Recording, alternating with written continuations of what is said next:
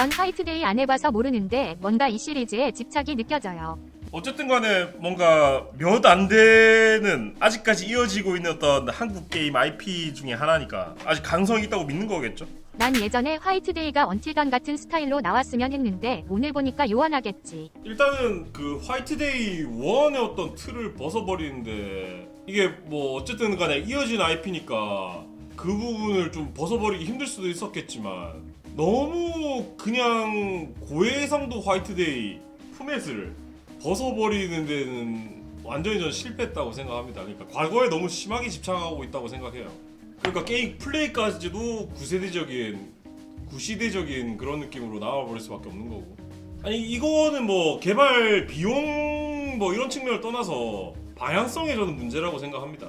이 화이트데이라는 IP가 그냥 뭔가 저는 신화라고 생각하거든요. 이게 제대로 성공한 적이 없지만 성공했을 것이다. 아니면 이제 성공할 수 있다라고 이제 믿어지는 이제 그런 IP라고 생각을 하는데 사람들 뇌 속에 각인된 것만 해도 성공 아니냐고요? 아니죠. 뭐 님 뭐 회사 다녔는데 회사 사람들 뇌리에 님 이미지 각인시켰다고 해가지고 월급 하나도 못 받고 쫓겨나면 나 성공했다 이렇게 생각할 겁니까? 아니겠죠. 결국은 성공의 어떤 기준은 명백하게 판매량입니다. 이 업계에 있어서는 뭐든 간에 그러니까 영화도 마찬가지로 저주받은 불후의 명작 같은 게 있을 수 있겠지만 그 성공했다라고 이야기하려면 그런 어떤 뭐 2차 시장이라든지 뭐 이런 데서 팔리고 그 팔린 게 어느 정도 결과를 내야지만 결국은 이게 성공이라고 이야기할 수 있고 팔릴 수 있는 거잖아. 근데 이제 그거를 어떤 답습하는 것 자체는 굉장히 좀 답답한 일일 수 있는 거고. 어쨌든 간에 저는 화이트데이가 유명해진 이유가 뭔가 한국 패키지 게임기의 어떤 여명기? 패키지 게임 이제 전부 다 포기했는데 손놀이만큼은 이제 그걸 포기 안 하고 부여잡고 만들었단 말이야. 어떤 또 굉장히 새로운 시도였고요. 이제 그런 부분에서 의미는 있다고 생각해요. 그 게임이 엄청나게 뭐 좋은 게임이었다고 말하기 힘들겠지만 왜냐면 저는 그냥 이제 제가 좋다고 말하기 힘든 이유는 뭐냐면 저는 그 시대 때 화이트데이를 샀다가 그게 굉장히 불만족스러워서 끝까지 깨지도 않은 게임이었거든요. 그때도 마찬가지로 뭐야 이게 약간 이런 생각이 좀 많이 들었기도 했고 그래서 이제 그게 어떤 발전 가능성을 떠나가지고 패키지 시장이 죽어버렸기 때문에 좀 안타까운 작품으로 전 남았다고 생각합니다. 일단 화이트데이에서 이제 이야기해볼 수 있는 게 자체 3D 엔진 써가지고 만들고 멀티플레이 게임도 이제 거기다가 화이트데이와 상관없는 그 오재미 던지기 게임 같은 거라고 해서 오재미 그 온라인 게임 같은 거를 따로 만들어서 또 끼워주기까지 했어요. 근데 뭐 그것도 이제 뭐 하다 보니까 그렇게 뭐 크게 신나고 재밌는 게임은 아니었기 때문에 아니 그러니까 굳이 뭐 좋게 평가하는 부분들을 내리 깔 필요는 없겠지만 어쨌든 간에 화이트데이 같은 이제 IP는 그 IP의 어떤 성공에 기대기에는 애매한 거란 말이야. 그러니까 진짜 잘 만들어야 돼. 그러니까 화이트데이라고 해서 팔리는 약간 그런 IP는 아니란 말이지. 그게 뭐 진짜로 사람들이 뭐 판단 안 하고 뭐 게임이 어떻든 간에 산다면 모르겠지만 근데 그 이후의 어떤 행보들이 전부 다 어떤 재탕이거나 굉장히 그냥 실망스러운 퀄리티로 나오거나 그런 부분에서 굳이 이것들을 다 고수할 필요가 없을 것 같은데 그냥 어떤 그 습관적으로 고수하고 있는 이제 그런 부분들이 좀 안타깝게 느껴진다고 저는 생각해요. 이름값 때문에 플레이라도 해본 거 아니 맞습니다. 맞아요. 그 IP가 의미가 없다는 게 아닙니다. 근데 그거를 기대해가지고 할 만큼 좋은 게임이 아닌데 그 게임 그대로 만든다는 자체가 문제라는 거예요. 내 이야기는 IP에 이름값이 없다는 이야기가 아니라 그 게임에 기대해서 그대로 만들어도 사람들이 만족하면서 할 만한 그런 게임이 아닌데 그렇게 만들고 있다는 그게 난 문제라고 지금 이야기를 하고 있는 거예요. 포켓몬이 뭐 달라지지 않는다 이야기를 하지만 포켓몬은 원래 게임으로서 성공한 게임이고 그걸 그대로 만든다고 하더라도 그거를 불만족할 사람이 없다고 저는 생각해요. 왜냐면 뭐 저도 이제 그거 하면서 포켓몬 이런 게임이구나 꽤 재밌다고 생각했어요. 그런 부분들이 있다면 이제 그걸 그대로 답습하더라도 문제가 별로 없겠지. 근데 지금 화이트데이 2 같은 게 너무나 심하게 답습을 해버렸다는 저는 생각이 들어서요. 왜냐면 그때 그 게임이 지금 해도 괜찮을 만큼 훌륭하지 않았단 말이죠.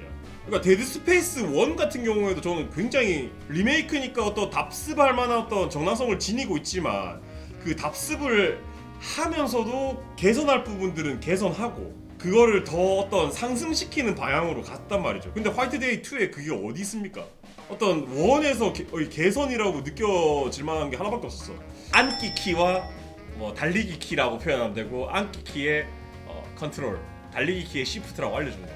분명히 이게 오랜 기간 동안 이런 부분들이 문제다라고, 아니면 사람들 어떤 경험으로 이런 부분이 별로라고 이제 어떤 경향적으로 나온 부분임에도 불구하고 그냥 그 부분들을 무시하고 그대로 만들었다는 거. 아 근데 그것과 별개로 맞아요. 그런 이제 어떤 개발 상황에서 개발을 진행한 개발자들 정말 고생 많이 했을 겁니다. 당연히 그 개발자 중에서도 저처럼 생각하는 사람 분명히 있었을 거예요. 있었겠지만 현실적으로 가능한 상황이 아니었겠죠. 그리고 굉장히 이제 풍파가 많은 프로젝트였다는 것도 이제 외부적인 상황에서만 봐도 보이는 거고, 2019년도에 어떤 엎어졌던 프로젝트가 지금까지 이어지면서 정상적인 과정을 거칠 수 없었겠죠. 제 입장에서는 지금 굉장히 즐길 수 있는 게임이 되긴 했어요. 굉장히 컬트적인 게임이라고 생각합니다. 물론 이게 이런 게임이 화이트데이 말고도 없기 때문에 저는 인기 있고 이걸 정말 좋아하는 사람도 있을 거라는 거, 그거까지 부정하지 않아요. 하지만 이게 만듦새가 그렇게 좋은 게임이었나? 그게 그 어떤 정합성이라든지 그런 것들을 가지고 있었냐고 한다면 별로 없었습니다. 정말로 지금 뭐 리메이크된 버전들도 해보면 알겠지만 이게 뭐지 하는 생각이 굉장히 많이 드는 게임이긴 해요. 하지만 이제 그 소재라든지 게임 방식에 있어서 유니크함이 저는 좋다고 생각하거든요. 그러니까 개발진들마저도 약간 거기에 매몰돼 버린 게 아닐까, 그걸 진짜로 실제로 믿어버린 게 아닐까라는 그런 생각도 들 정도고, 그걸 그대로 답습한 걸 보면요, 그러니까 게임적으로 그냥 문제가 되는 부분들이 너무 많아요. 그러니까 제가 일단은 생각했을 때 아예 논리적으로 이 게임이 성립하지 않는 이유를 말씀드릴게요. 이건 이제 취향 차이가 아니고 성립하지 않는 부분들을 말씀드리고 싶어요. 기본적으로 이 게임은 도망가는 게임이잖아요. 도망가고 어떤 수위를 피해서 숨을 수밖에 없는 게임이잖아. 그렇다면 제일 많이 필요한 게 뭡니까? 숨을 공간이 필요하겠죠. 근데 그 숨을 공간이라든지 그 우회할 수 있는 루트를 게임 안에 안 만들어뒀단 말이야. 막다른 곳에 걸리면 그냥 죽는 수밖에 없어. 분명히 내가 뭐 그 안에 있는 학교 구조를 다 외우고 그걸 외워가지고 도망쳐야 되는 게 맞다고 판단할 수 있겠지만, 숨을 구석이라든지 도망칠 루트를 만들어 놓지 않고 그냥 쫓기게 만들었다는 거야.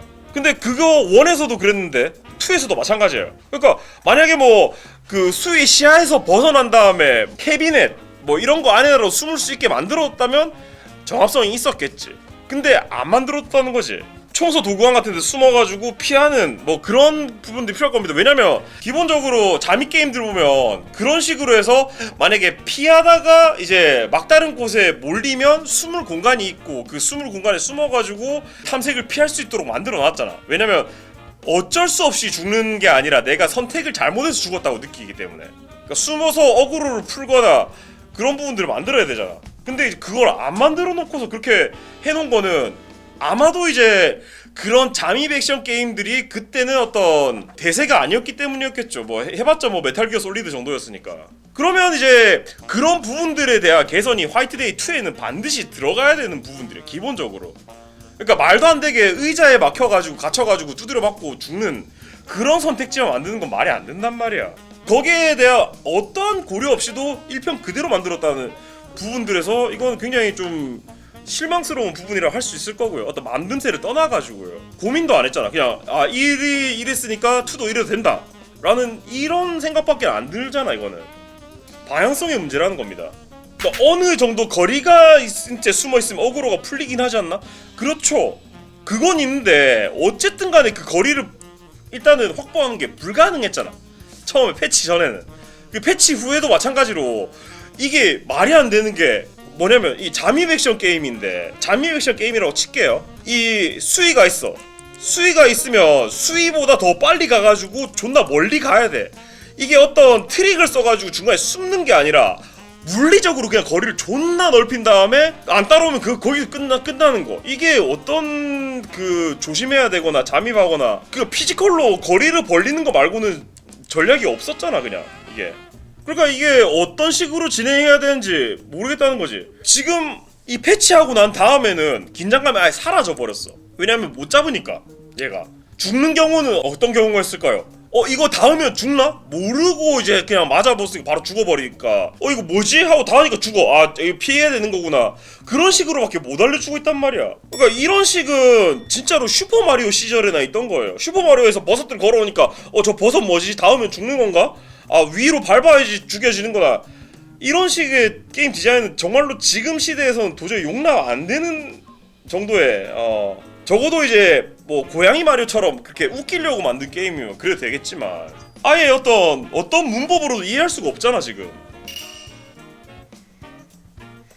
일할 때 거 돌려보니까 교장실에서 이거 학교 지하실에 인치 실험하고 사람 살리는 실험하고 있는 거 아니야 그쵸? 내가 그렇게 말했다고. 그거 어디서 그렇게 말했어?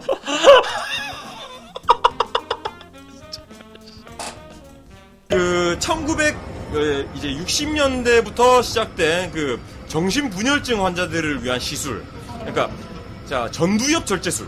그러니까 로보톰이라고 하는 그런 시술이 있는데 아마도 이제 이 연두 교단에서 이 학생들을 상대로 이제 로보토미 그 시술을 불법으로 실험했던 거야. 그래서 이제 이 학생들은 어떤 감정의 변화라든지 그런 것들 못 느끼게 된 거지. 그러니까 이 전두엽을 절제하게 되면 일단 그 감정의 결여 뭐 이런 게 일어나게 되거든. 그렇기 때문에 저렇게 막 살아 숨쉬는 저런 이상한 환각 같은 걸 보고서도 아 특이하게 생긴 나무네 뭐 이렇게 생각할 수 있는 거지. 아 뭐 디테일은 다르잖아. 그냥 지하에 실험실이 있었다. 뭐 이거는 뭐 바이오하자드에서 원래 그랬는데 뭐 디테일이 다르지. 화장실 갔다 올게요. 쇼핑이 후원이 되는 곳 대마시안 마켓센스에서 크리에이터를 지원합니다.